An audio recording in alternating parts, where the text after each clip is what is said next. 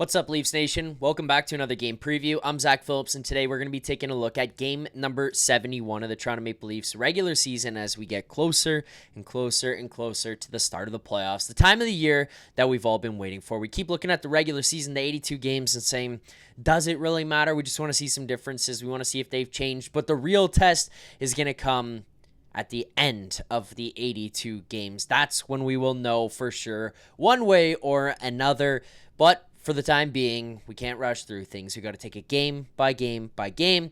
We'll break down tonight's lineups for tonight's game against the Philadelphia Flyers. We'll get into our power plays, our penalty kills, who's starting in net for the Toronto Maple Leafs, as well as our best bet as we look to get back on track here tonight against the Flyers, as I'm sure the Maple Leafs would like to get back on track here as well following that loss against the Preds the other day.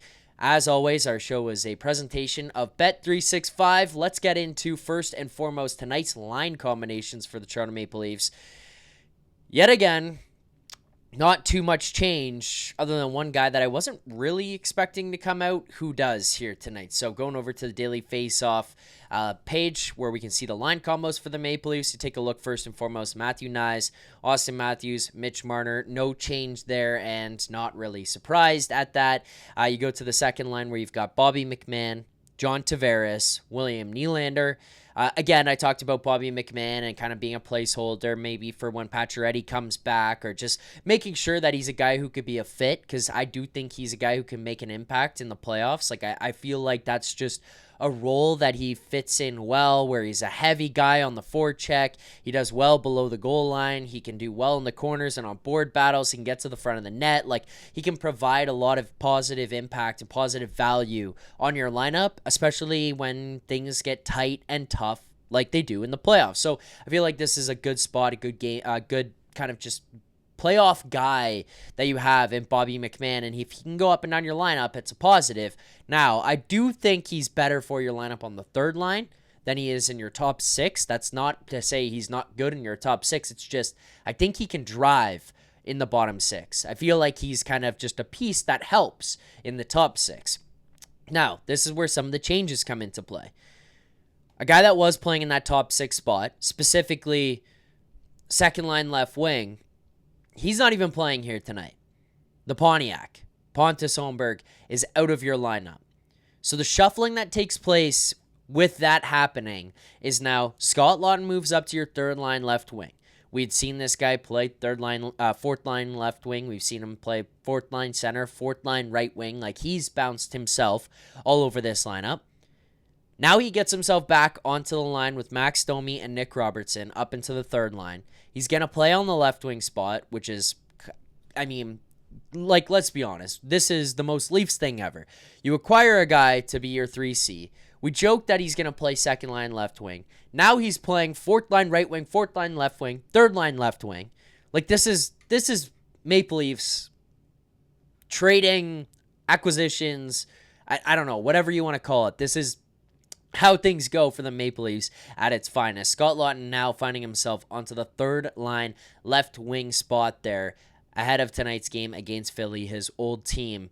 That's the biggest shuffling that kind of takes place with Pontus Holmberg going out, because outside of that, you're going to get Steven Lorentz, Pontus Holmberg currently listed. I believe it's going to be David Kampf that's in that spot, as it was Pontus Holmberg who was taking extra reps and was out on the ice after everyone else. So he's projected to be a scratch. So I'm just assuming this is going to update. And then Calle Yarncroke over on your fourth line right wing. So that is your lineup for tonight. The biggest change there obviously coming. Our guy Pontus. Expected to be out of the lineup for the Toronto Maple Leafs tonight. I mean, look, I like Pontus. I thought he's been playing pretty well. I have no issues with him sticking around and staying in and being even a fourth line guy. I thought he had looked good, even in the reps that he got in the top six. Sometimes, I mean, I guess maybe coach just decides, hey, we've got to change some things up. We've got to move some pieces around. And Pontus Holmberg, who hadn't really blown people away, ends up being a casualty of that one. So, Pontus Holmberg out of tonight's lineup. Now, let's go down to our defensive pairings, where one guy has taken plenty of abuse over the last little while, and deservingly so, let's be realistic. But what we've got for tonight's defensive pairings now is going to be Morgan Rielly, Brandon Carlo as your first pair, Jake McCabe, Chris Tanev, second pair, Simone Benoit, and Oliver Ekman-Larsson as your third pair. So Morgan Rielly just needs to be a lot better. I mean, we talked about that Nashville game. The one that sticks out in my mind is the Evangelista goal, where he's wide open in the slot, and I watched it a billion times over because, to be honest with you, there was an element of shock that an NHL defenseman, who's the highest paid defenseman on his team, who's been in the league for this long, has like a blip like that, especially in a tight game where you could get 2 points and you could jump yourself up ahead of the Florida Panthers and take first in the Atlantic. Morgan Rielly just covers the corner, and Evangelista just goes wide open to the front of the net, gets the puck, scores. It's like,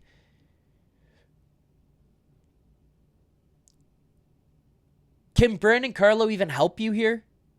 You know, like, this guy's playing well, and it just seems to have done nothing for your game. Like, we've had partners who come here from Morgan Rielly, and they can't figure it out with Rielly, so then they play poorly with him.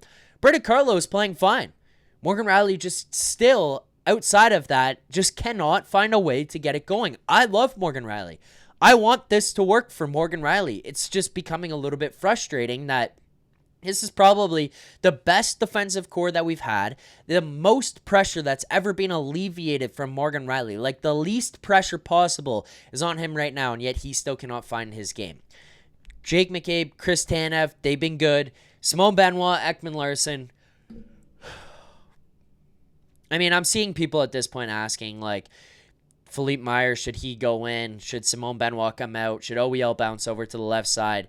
It doesn't really matter for me. I mean, Simone Benoit's been fine. I don't think it warrants taking him out. The only thing that I would say to that with the argument there would be OEL going over to the left side would be something that occurs if Philippe Myers does come back into this lineup, because Philippe Myers, being a right-handed shot, he slots in there alongside Simone Benoit, or alongside OEL, pushes OEL back over to his strong side. I don't know if that balances things, if it makes people's lives easier. That's a conversation for them. I don't really care. I think that Benoit and Myers could basically be like replaceable for each other. I think Benoit's been fine. It's not like I feel like he needs to come out of the lineup. So those are your lines for tonight. Power play, penalty kill, still 5 forward unit on the first one. You're going to get McMahon, Domi, and Robertson as your second, with OEL and Morgan Rielly.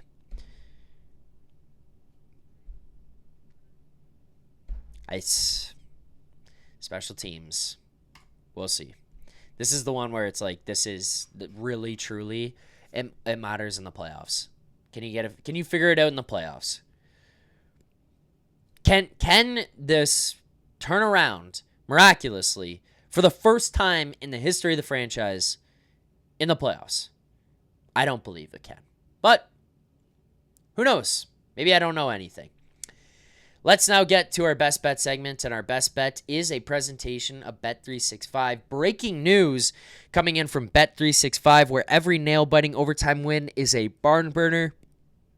Every face-off, hat trick, power play, shot on goal, penalty shot, and every suspenseful minute in between is amazing. Whatever the moment, it's never ordinary at Bet365, an official partner of the NHL. Download the Bet365 app and use the code NATION, NATION, that's code NATION, to get in on the game. Must be 19 or older. Please play responsibly. So we will bounce ourselves over to the Bet365 page. Look, if you've been following along this season, it's been going pretty well for the most part here. We hit a little bit of a skid. We've lost the last 3 best bets, which now brings us to a profit on the season of $511. That would be 5.11 units. We are up on the season.